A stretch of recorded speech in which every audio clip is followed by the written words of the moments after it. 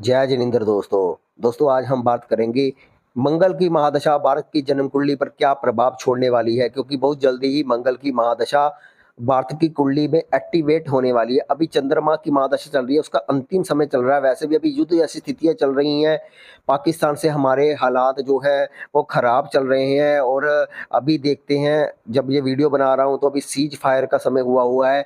देखते हैं इसमें आगे जाकर क्या हमें युद्ध में सफलता मिलेगी या क्या होगा। हमें सिर्फ मंगल की महादशा को यहाँ पर डिकोड करने की कोशिश करते हैं कि मंगल की महादशा हमारे लिए जब आएगी तो क्या भारत के लिए ये फायदेमंद रहेगी या नुकसानदायक रहेगी। आप देख रहे हैं कि ये कुंडली मैंने आजाद भारत की बनाई है। 15 अगस्त 1947 रात के 12 बजे दिल्ली का जन्म प्लेस लिया है। तो यहाँ पर जो कुंडली बनती है उसके हिसाब से भारत का वृषभ लगन बनता है, वृषभ लगन। और यहाँ पर जो भारत की राशि है वो कर्क है। तो कर्क राशि और वृषभ लगन में भारत का हम यहाँ पर आजाद भारत का जन्म मानकर चलते हैं। तो आपको मैं ये भी दिखाता हूँ कि जो मंगल है यहाँ पर दूसरे घर में बैठा हुआ है। अब आप ध्यान से समझिए दोस्तों, मंगल 12वें घर का स्वामी है, मंगल 7वें घर का स्वामी है।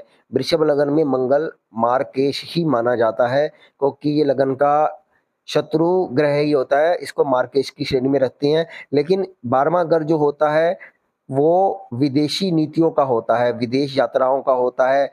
या हम देश की कुंडली देख रहे हैं तो विदेशी नीतियों के बारे में, अर्थव्यवस्था के बारे में हम 12वें घर से देखेंगे। और 7वां घर जो है वो शत्रु देशों के बारे में देखेंगे, क्योंकि ये प्रत्यक्ष बनता है लगन से 7वां होने के कारण। शत्रु देश जो होंगे वो सप्तम घर से हम यहाँ पर देखेंगे। और यहाँ पर दूसरे घर में मंगल बैठा है। तो विदेशी नीतियों के कारण भारत की अर्थव्यवस्था में यहाँ पर समस्याएं आ सकती हैं। विदेशी नीतियों के कारण भारत में कहीं न कहीं महंगाई बढ़ सकती है। विदेशी नीतियों के कारण भारत के महंगाई बढ़ने के कारण कहीं न कहीं भुखमरी की समस्या भी कई क्षेत्रों में बढ़ सकती है। और यहाँ पर 7वें घर में यहाँ पर जो शत्रु देश हैं वो कहीं न कहीं दूसरे देशों का सहारा लेकर भारत को नुकसान पहुँचाने की कोशिश कर सकते हैं। लेकिन यहाँ पर एक बात मैं आपको बताऊँगा कि यहाँ पर जो गुरु ग्रह है, गुरु ग्रह यहाँ पर छठे घर में मंगल के ऊपर अपना प्रभाव छोड़ रहा है। अष्टमेश भी है, एकादशेश भी है। तो मंगल और जब बृहस्पति का पंचम नवम संबंध बन रहा है तो मंगल में शुभ घटनाओं को जन्म देने की, यानी मंगल की महादशा में भारत की जो आवाज है वो बुलंद होगी, क्योंकि वाणी के भाव में मंगल बैठा हुआ है, बृहस्पति का प्रभाव ले रहा है। तो भारत की वाणी में ऐसी प्रभाव होगा कि दूसरे देशों को उनके सामने झुकना पड़ सकता है। चाहे जितने मर्जी अन्य देश डोमिनेशन करने की कोशिश करे, लेकिन भारत की बुलंद आवाज का कहीं ना कहीं वो उसके सामने घुटने टेकते हुए ही नजर आएंगे। तो भारत की जो महादशा है मंगल की, वो डोमिनेशन के लिए बहुत अच्छी है।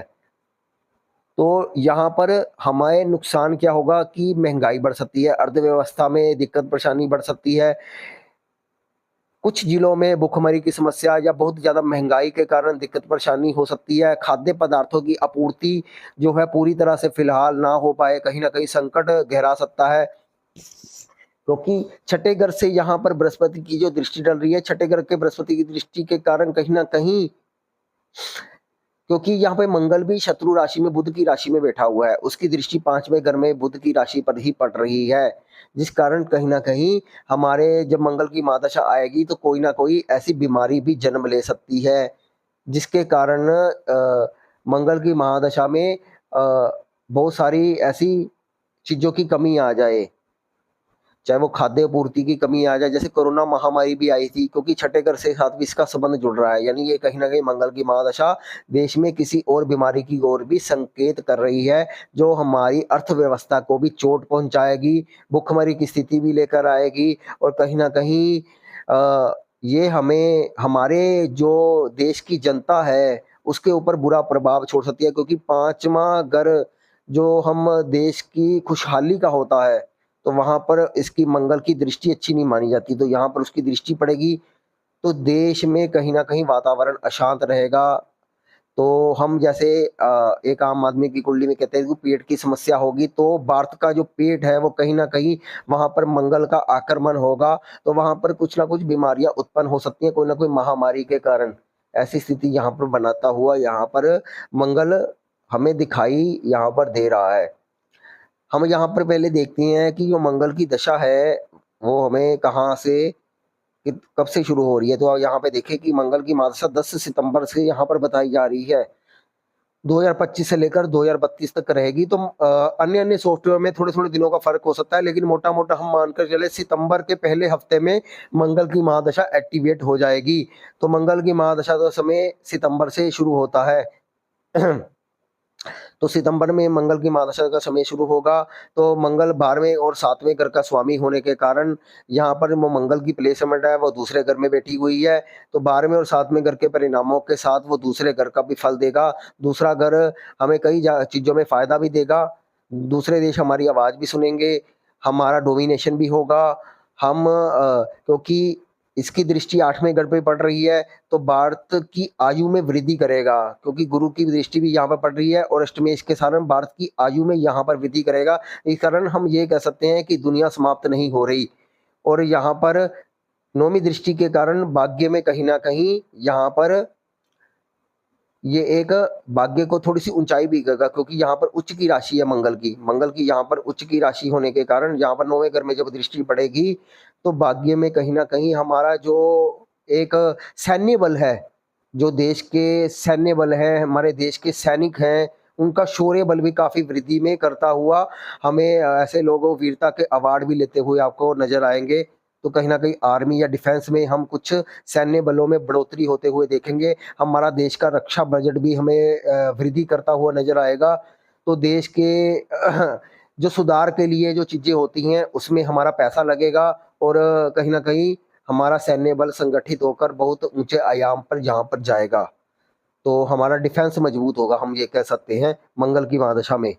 अब हम एक और बात यहाँ पर बताते हैं कि मंगल 7वें घर का स्वामी है। अब एक महत्वपूर्ण बात आप देखिए कि मंगल 7वें घर का स्वामी है।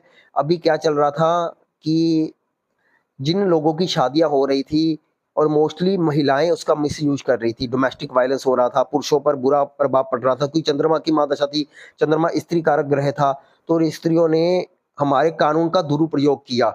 अब क्या हुआ, 12वाँ घर भी कानून से रिलेट करता है, नीतियों से रिलेट करता है, 7वाँ घर शादी से रिलेट करता है, तो शादी के कानून में बदलाव हो सकता है।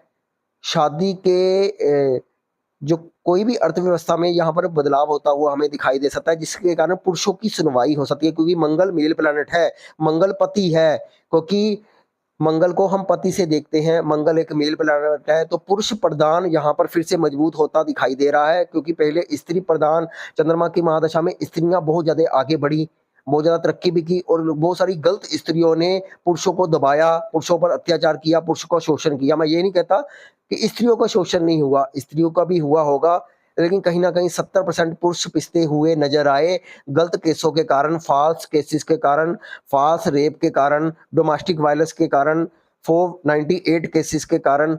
तो अगर आप कोर्ट में जाओगे, वकीलों के पास बैठोगे, तो आपको इसका आंकड़ा पता चलेगा कि किस प्रकार महिलाओं ने इसका दुरुपयोग किया है। तो 7वां अगर शादी से रिलेट करता है, तो मंगल की महादशा कहीं न कहीं पुरुषों को एक ऐसी सोच देगी कि वो सोच समझ कर शादी करेंगे, लॉ में भी थोड़ा चेंज होगा और कहीं न कहीं पुरुष प्रधान फिर से अपनी आवाज़ उठा पाएँगे, उनकी आवाज़ सुनी जा सकती है गवर्नमेंट की तरफ से। हो सकता है लॉ में बदलाव हो, लड़कियाँ सोच समझ कर फिर शादी करें, क्योंकि अभी लड़कियाँ तो इसलिए शादी करती हैं ताकि एलिमनी ले सकें, क्योंकि बहुत सारी महिलाएँ एलिमनी के कारण शादियाँ कर रही हैं।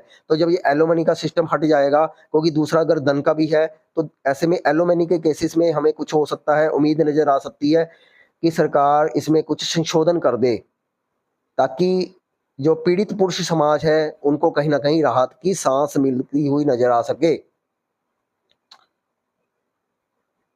तो ये एक बात मैं यहाँ पर ये बता रहा हूँ। दूसरा, मंगल की महादशा में, क्योंकि मंगल की महादशा ड्यूल साइन में बैठी हुई है, मोस्टली ऐसे लोग शादी करने से भी आगे धीरे-धीरे जो इंटरेस्ट है वो कम लेना शुरू करेंगे, क्योंकि 12वां घर हमारा एक्टिवेट रहेगा, तो लिव इन रिलेशनशिप वाले जो हमारे विचार हैं वो बढ़ते चले जाएँगे, शादी में इंटरेस्ट कम होता चला जाएगा। तो ऐसे में लोग बिना शादी के रहने के लिए ज़्यादा इंटरेस्टेड आपको नज़र आएँगे और ऐसी नीतियाँ हो अपनाते हुए आपको नज़र आएँगे और एजुकेशन के लिए बाहर विदेश जाने के योग बहुत बढ़िया बनते हुए मंगल की महादशा में रहेंगे। बहुत भारतीय लोग इंटरेस्ट लेंगे एजुकेशन के रिगार्डिंग, कहीं न कहीं वो बाहर जाके इसको गेन कर पाएँ। तो मुख्य तौर पर हमें अगर देश की बात करनी है तो मैंने आपको बताया कि इस समय में बीमारी होने की क्षमता है, महामारी होने की क्षमता है, हमारे विदेशी अर्थव्यवस्था में कहीं न कहीं दिक्कत परेशानी हो सकती है और कहीं न कहीं दूसरे शत्रु देश हमें हानि पहुँचाने की कोशिश करते हैं। हानि पहुँचाने की कोशिश कर सकते हैं लेकिन हमें ख़त्म नहीं कर पाएँगे। हम दूसरे देशों को उनको अपना आवाज़ से, अपने सैन्य बल से कहीं न कहीं दबा लेंगे और पाकिस्तान जैसे देश पर जब मंगल की महादशा एक्टिवेट होती है, तो हम पोक जैसा जो हमारा जो सीन चल रहा है, तो हम उसमें भी कहीं न कहीं जो है दोस्तों, उसमें कहीं न कहीं हम विजय हासिल करते हुए नज़र आएँगे। तो इस प्रकार से आपको ये देखना है कि इस महादशा में आपको कहीं न कहीं ऐसे परिणाम मिलते हुए नज़र आएँगे। तो दोस्तों, इसी बात के साथ हम वीडियो को समाप्त करते हैं। धन्यवाद वीडियो को देखने के लिए। बहुत-बहुत शुक्रिया आपका।